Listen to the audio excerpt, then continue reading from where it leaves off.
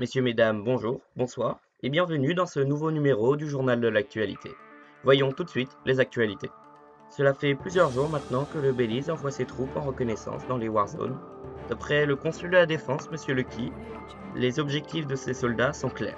Repérer les lieux, tenter de trouver des moyens d'évacuer les troupes en cas de danger et trouver des tactiques contre des potentiels ennemis. Cependant, selon certaines sources, parmi ces missions de reconnaissance, des missions commando auraient eu lieu et se seraient tous terminés par des pertes de soldats très importantes.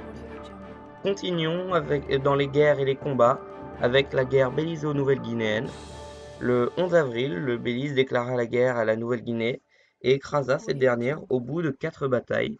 Le 15 avril, quelques minutes après la bataille du Carnage, le président en vie, M. Pierrot, et le premier consul, M. Freddy Fasbir, partirent négocier avec un diplomate de Nouvelle-Guinée. Ce jour-là, les représentants des deux pays se sont mis d'accord pour la paix qui sera signée le lundi suivant en échange de 15 000 $.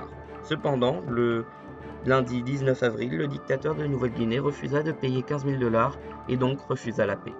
De plus, il a insulté notre président et notre premier consul avec, je cite, non, sérieux, Nka Comer.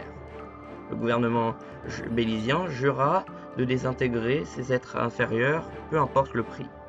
Maintenant, tournons-nous vers le Japon, pays à la gastronomie et à la culture riche et variée, où le président M. Pierrot est parti plusieurs fois pendant 3 jours pour signer des traités avec le Japon.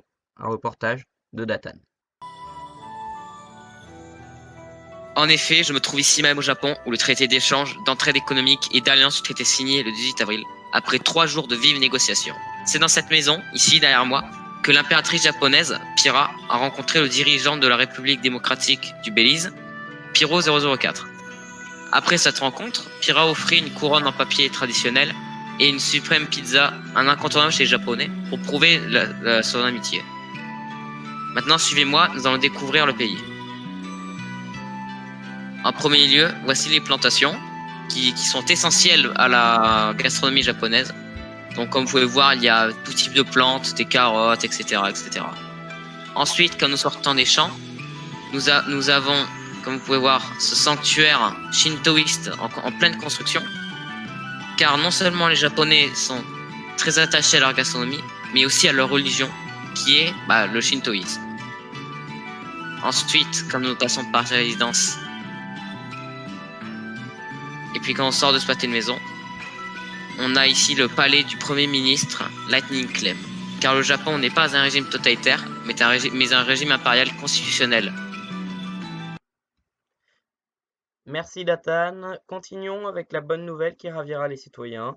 Hier, M. Kishloren, gouverneur d'Honduras, dévoila le permis de construire pour un chantier qui va ravir tout le monde, car le bâtiment qui va être construit n'est autre que le bâtiment de la BBC, appelé aussi Belize Beer Corps.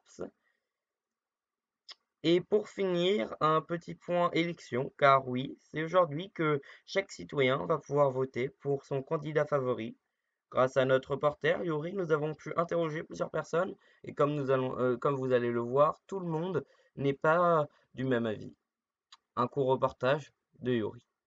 Bonjour à tous, bienvenue dans Belize TV. Aujourd'hui, dans le journal, nous allons interviewer des passants dans la rue pour leur poser des questions sur l'élection politique à venir, qui, je le rappelle, oppose le Parti communiste et le Parti militariste. Donc, nous interrogeons des passants dans la rue. Comment allez-vous, madame? Très bien. Écoutez, génial. Donc aujourd'hui, savez-vous déjà pour quel parti vous allez voter? J'ai mon idée. D'accord. Et qu'est-ce qui vous ferait voter pour un parti ou un autre?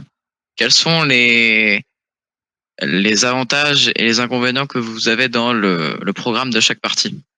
Je pense que les enjeux importants, c'est ce qu'ils vont faire pour éviter la guerre déjà.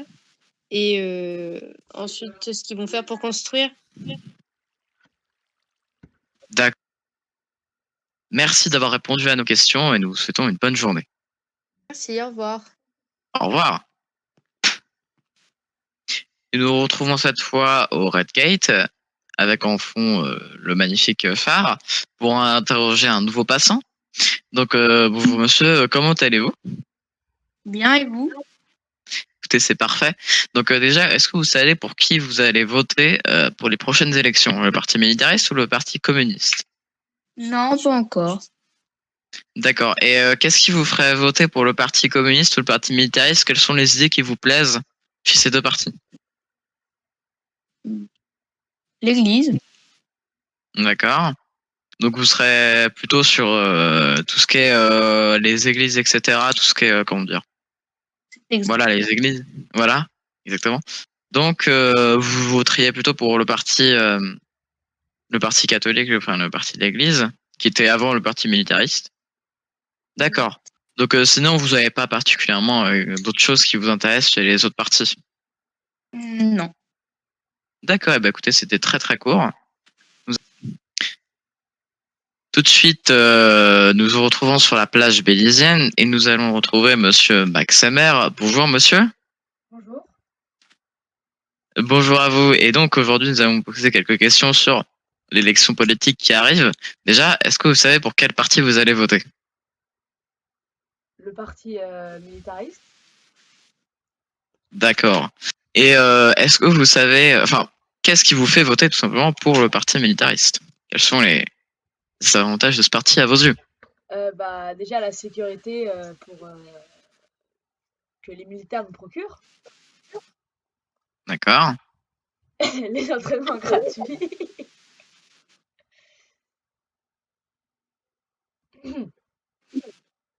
Oui, d'accord. Et qu'est-ce qui fait que vous ne votiez, que vous ne votez pas pour le parti communiste? Parce que ce qu'ils veulent tout repartager et j'aime pas le partage. Aïe. D'accord, écoutez, ben merci pour simplement vous dire. Merci Yuri, c'est tout pour ce nouveau numéro du journal de l'actualité. Merci de nous avoir écoutés. Bonne journée sur Bélis TV.